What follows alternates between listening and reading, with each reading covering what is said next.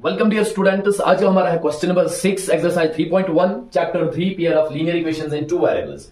Given the linear equation 2x minus 3y minus 8 equals to 0, write another linear equations in two variables such that the geometrical representation of the pair so formed is.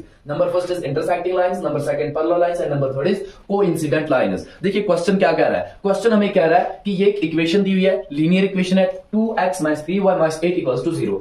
आपको एक और equation लिखनी है, linear equation ही लिखनी है दो variables में, ताकि वो जो दो इक्वेशंस होंगी, एक ये और जो दूसरी आप लिखोगे, वो पहले इंटरसेक्टिंग लाइंस होनी चाहिए। फिर दूसरे केस में आपको एक और इक्वेशन लिखनी है, एक तो यही रहेगी और जो लाइंस होंगी वो पैरेलल होनी चाहिए। और तीसरे केस में एक इक्वेशन जो लिखोगे, एक ये रहेगी, वो लाइंस जो होंगी वो कोइंसिडेंट लाइंस रहनी चाहिए। वो क्या रहनी चाहिए? Coincident lines. तो इसमें भी कॉन्सेप्ट जो है वो रेशियोज का कॉन्सेप्ट है। आपको पता होना चाहिए कि a1/a2 divided by a1/a2 equals to b1/b2 equals to c1/c2 वो किसके बराबर होता है? अगर ये तीनों रेशियोज इक्वल ना हो तो किसके बराबर होता है? अगर दोनों तीनों में से दो बार इक्वल और एक इक्वल ना हो तो किसके बराबर? वो कौन सी सूरत हाल में कौन सी सिचुएशन फिट होगी, ये आपको पता होनी चाहिए। तो ये मैं आपको फिर से रिपीट करके बताता हूं यहां पे साथ साथ में, ठीक है। तो सबसे पहले हम क्या लिखेंगे? Given equation. गिवन इक्वेशन क्या है? गिवन इक्वेशन है 2x minus 3y minus 8 equals to 0। ठीक है, ये गिवन इक्वेशन है। हम पहले इंटरसेक्टिंग लाइंस के लिए करेंगे। इंटरसेक्टिंग लाइंस के लिए देखेंगे कि कौन सी इक्वेशन फिट रहेगी। बट उसके लिए हमें पता है वी नो, हम जानते हैं फॉर इंटरसेक्टिंग लाइंस के लिए रेशियोज क्या होते हैं? a1/a2 b1/b2 के बराबर होता ही नहीं है। ठीक है, a1/a2 b1/b2 के बराबर नहीं होता और वो c1/c2 के बराबर नहीं होता, है ना। तो हमें a1 ये है, a2 ये है, a1 ये है, b1 ये है और c1 ये है। हमें एक ऐसी इक्वेशन लिखनी है जिसमें a2 b2 और c2 टोटल डिफरेंट हो और तीनों आपस में इक्वल ना आए। ठीक है, सो ऐसे लिखोगे देयरफॉर द रिक्वायर्ड इक्वेशन क्या रहेगी? तो देखिए 2x है तो हम यहां पे लिख देते हैं नीचे 4x, ठीक। और यहां पे -3y हम लिख देते हैं +2y। और यहां पे -8 है हम लिख देते हैं -3 इक्वल्स टू 0। कुछ भी लिख सकते हो आप, कोई भी इक्वेशन आप बना लीजिए। इसमें कोई आपका कोई हर्ज नहीं है कि कोई इक्वेशन आपने बना दी फिर पीछे आपकी मैथ बुक पे कोई दूसरा आंसर हो, वो डिपेंड नहीं करता, वो मैटर नहीं करता है। बस आपकी इक्वेशन होनी चाहिए, ये तीनों रेशियोज इक्वल नहीं आने चाहिए। तो इसमें आप क्या करोगे? देखिए हियर a1 क्या है? a1/a2 क्या आएगा? अब ये 2 और ये 4, 2/4 होता है 1/2 के बराबर। ये मिला 8 a1/a2 b1/b2। ये आपको कॉपी पे लिखने की जरूरत नहीं है, मैं दिखा रहा हूं आपको। यहां पे -3 और यहां पे 2। तो देखो a1/a2 b1/b2 के बराबर आया ही नहीं। जब ये आपस में इक्वल नहीं होंगे तो c1/c2 भी इनके बराबर होता ही नहीं है। Therefore a1/a2 is not equal to b1/b2। ये भी चाहो तो लिख सकते हो, ये आपके पहले पार्ट का आंसर रहेगा। ठीक है, अब दूसरा पार्ट पैरेलल लाइंस। आपको पैरेलल लाइंस के लिए वो पता होना चाहिए कि इसके लिए रेशियोज क्या होने चाहिए? रेशियोज a1/a2 b1/b2 के बराबर होना चाहिए, बट वो c1/c2 के बराबर नहीं होना चाहिए। तो हम क्या करेंगे? इसको मैं मिटाता हूं सारा, पहले ये मैं मिटा देता हूं।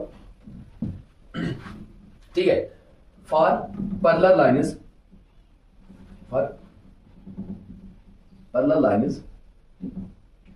लाइंस के लिए हमें पता है कि a1/a2 b1/b2 के बराबर होता है, बट वो c1/c2 के बराबर नहीं होता। तो हमें एक ऐसी इक्वेशन लिखनी है। गिवन इक्वेशन ये है। देयरफॉर रिक्वायर्ड इक्वेशन क्या होगी? देयरफॉर द रिक्वायर्ड इक्वेशन क्या रहेगी?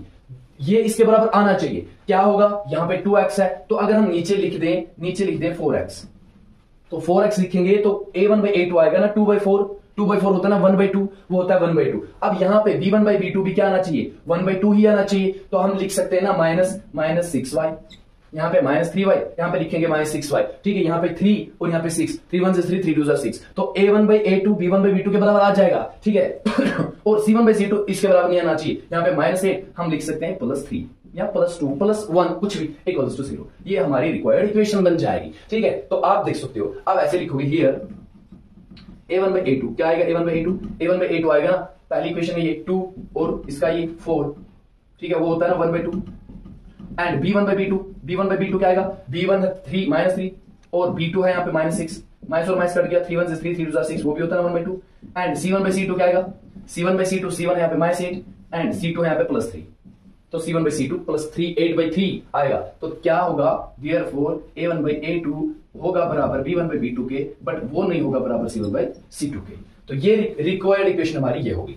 बस इस क्वेश्चन का एक ही मोटिव है कि आपको ये कॉन्सेप्ट अच्छे से समझ में आया या नहीं। आपको बाकी ये नहीं करना है, आपको ये करने की जरूरत नहीं है। अगर आपके एग्जाम में ऐसा क्वेश्चन आ भी जाए ना, आपको ये लिखने की जरूरत नहीं है, ठीक है। बस आपको रिक्वायर्ड इक्वेशन जो होगी आपकी वो देनी है। हो गया। चलिए अब मैं तीसरा पार्ट दिखाता हूं कोइंसिडेंट लाइंस के लिए। कोइंसिडेंट लाइंस के लिए क्या है, सिंपली याद रखना है, तीनों रेशियोज इक्वल होते हैं। a1/a2, b1/b2 और c1/c2 तीनों इक्वल होते हैं। फॉर, ऐसे लिखोगे, for coincident lines, coincident lines के लिए a1/a2 बराबर होता है b1/b2 के, और वो बराबर होता है c1/c2 के।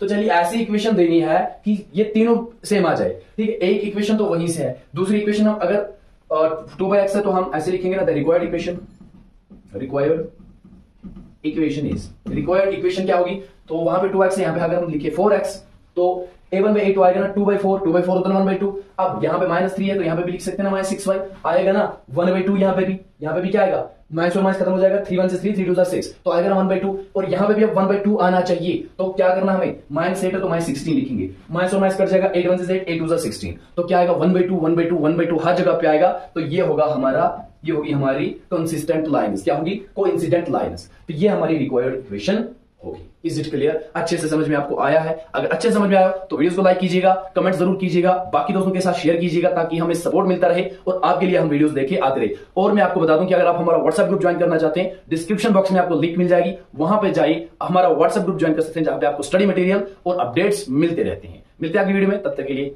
खुदा हाफिज।